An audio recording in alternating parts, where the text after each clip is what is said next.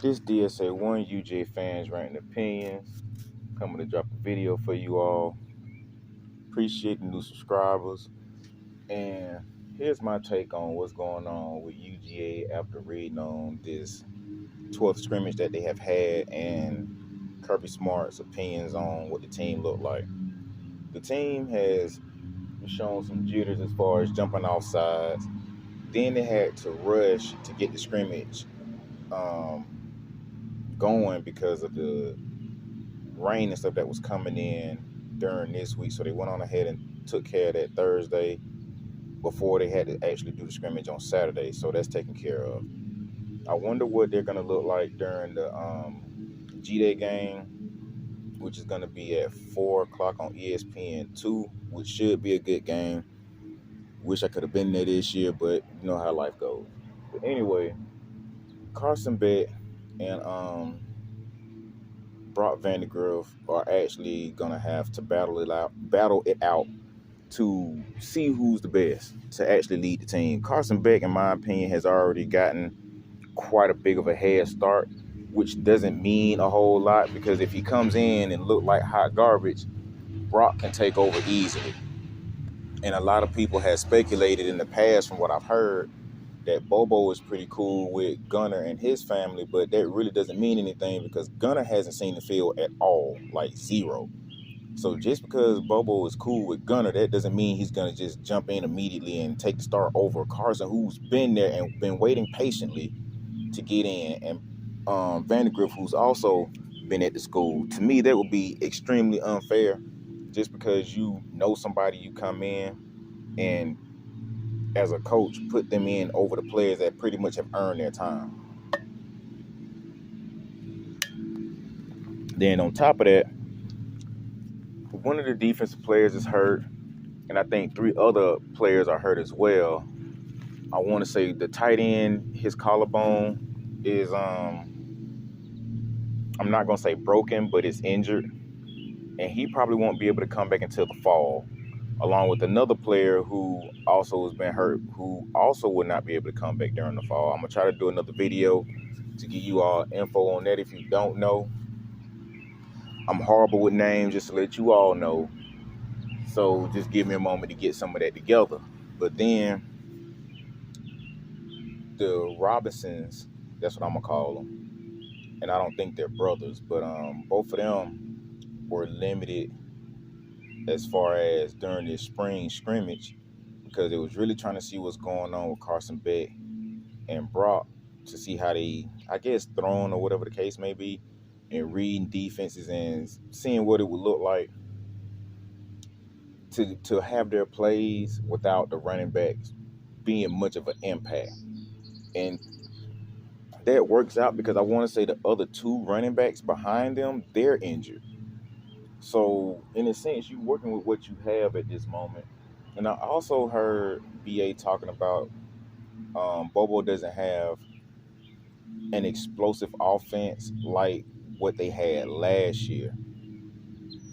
And I'm just going to say he's guessing on this because from what I understand, if Rara and Dominic were the 2 best wide receivers at both of those respective schools and they come to Georgia, who's beating them out with the wide receivers that we do have right now that are that's in the system?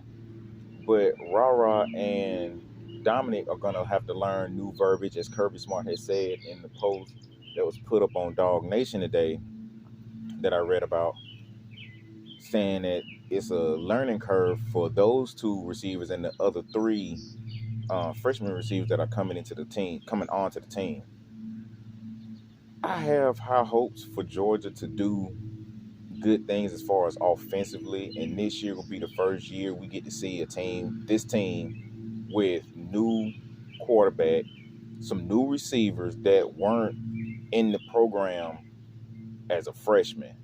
They got brought onto the team from the transfer portal. And I'm quite sure some fans of opposing teams going to be like, oh, you was talking all that shit last year that you didn't have to grab anybody, but this year you had to a degree. Yeah, you had to because he had so many players from last year he didn't have to. at the time when I was making some of these videos last year, there was like up to 94 scholarship players on the team. And I want to say 5 or 6 of them end up going to different teams. I want to say one went to Florida, one went to Mississippi, one went to Michigan. I want to say 1 or 2 went to Alabama. And another player went to a whole nother school, like in a whole nother conference. I don't even think it was the ACC. I want to say it was like the Big 12 or the Pac 12 or something like that. So, I mean, that opened up. Why would Kirby have to go into the transfer portal to get anybody when he had a roster that was full of players that they recruited and didn't need to go pull anybody? They needed to get rid of players. And I'm not going to say needed to get rid of as in they were bad players. They just didn't have any room. And this year seems like it's the opposite of that. They actually have room in order to bring on those 2 receivers and freshmen that they didn't have to go into the portal and get, which is something that I was having an issue with, or still am having an issue with, because the transfer portal to a degree knocks freshmen out of the box to a large degree, like I say, in my opinion, because if you're a very talented, I say 3-star, coming out of high school and the transfer portal is full of players and teams are going to just grab those players because of the experience that they have, that makes it that much harder for a freshman to get on to a team, not including the players that's already there that they got to beat out to get a starting job. So, I mean, it's just, I want to say turmoil and competition all the way around. And then once those players go to the NFL or just graduate and do what they went to school for, get a career in that field, then it opens up. But how long do you have to wait to get that opportunity? And I'm not knocking any player that does transfer, that goes to another school to get an opportunity to play. But at the same time, as some people would speculate, some players are just leaving because they don't like the competition. If a player goes to the school and waits a year or 2 to get in, I say even 3, a year or 2 to get in, and they don't, and then they transfer to another school and instantly gets to start, how are they scared of competition? They don't have time to wait. They got 4, maybe 5 years, because that 6th year is not going to work unless they probably redshirted 2 years. So, or you are graduate transfer and you get to start immediately. Other than that, it's not a whole lot of wiggle room that these players have to go to a school and start. So, to that, for me, that's stupid to even speak on, that players are afraid of competition. They can't be afraid of competition if they went through a lot of it from middle school to high school, then from high school to college to get onto a team where you dealing with 3 and 4 year veterans in college to actually beat them out to start. You're behind the 8 ball on that. So I don't expect too many freshman players to get on the field immediately. And a lot of them that get on the field immediately leave immediately. Like within their 3rd year, they're probably going to the NFL, or they might stay a 4th year to help the team do something magical per se, like in the instance of Georgia when Sonny Michel and them stayed and almost won a national. I mean, if you don't have that type of leadership in the locker room, a lot of these players are not going to stay. And a lot of these players, even now, are starting to show complacency with, oh, okay, we won 2 nationals, we can slack off. No, you cannot. And Kirby Smart noticed that in 2 of his players, and he said something to him and showed him video on how they was looking last year when they was hungry compared to this year looking like they full. So those 2 players took the hint, and they're, from what I understand from the article that I did read last week, that they pretty much got back on track. They ready to do what it do. Now going into this season, and especially a video I was trying to make that I didn't get a chance to, was well, not this season, but next season. Georgia has, I want to say, 6 teams they were going to play between 2030 and 2033. It would have been UCLA, Louisville, Florida State, Clemson, I want to say back-to-back or home and home. Did I say UCLA? And I want to say one other school outside of Oklahoma.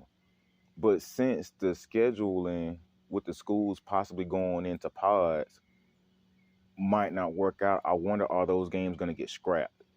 Kirby himself said we might just, not we, but the SEC might just stay at 9 games with the 2024 season coming into play, or possibly Texas and Oklahoma might split. One goes to the East, one goes to the West, or Alabama, Auburn comes to the East and Texas, Oklahoma take over the West, which would be crazy, but it's more competition.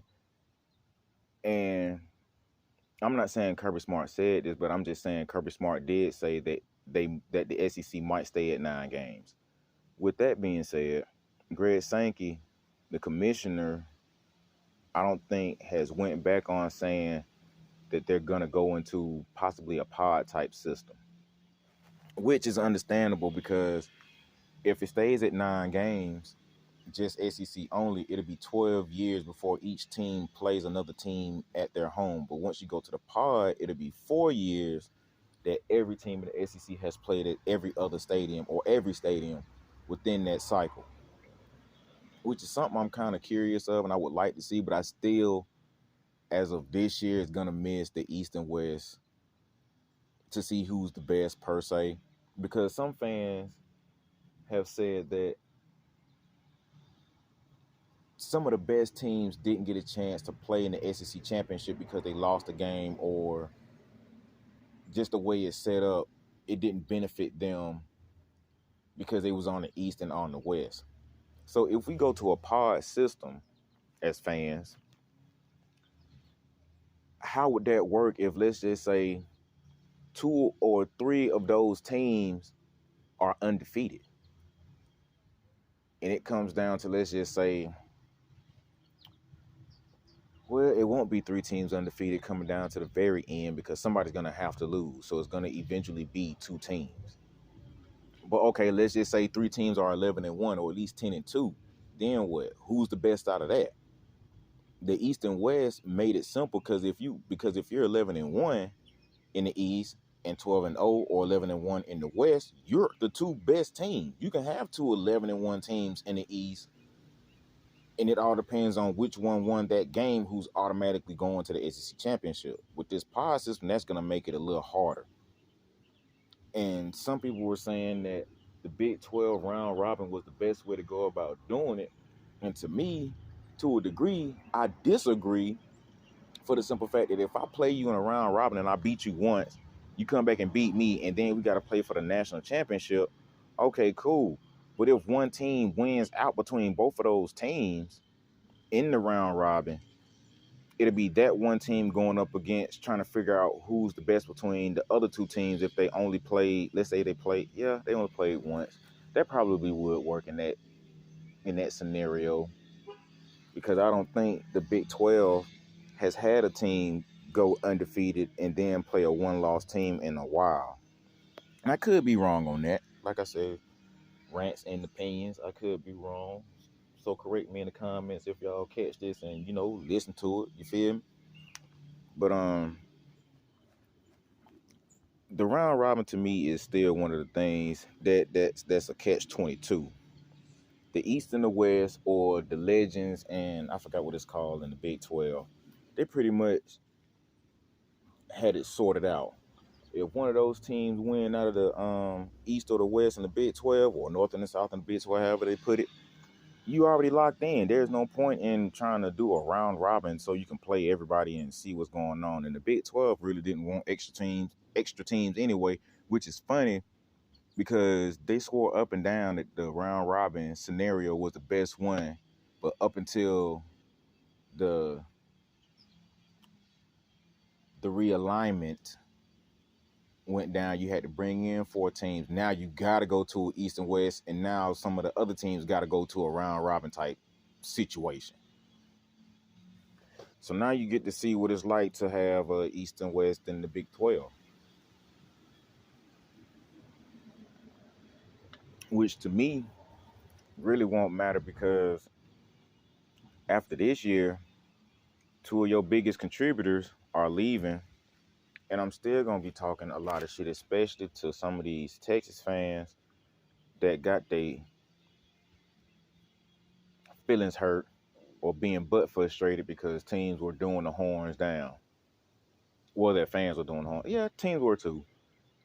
You come into the SEC now, that shit not gonna fluctuate like it did with you all in the Big 12. You gonna see a whole lot of horns down, especially if you playing Arkansas, aka Arkansas, possibly even Missouri.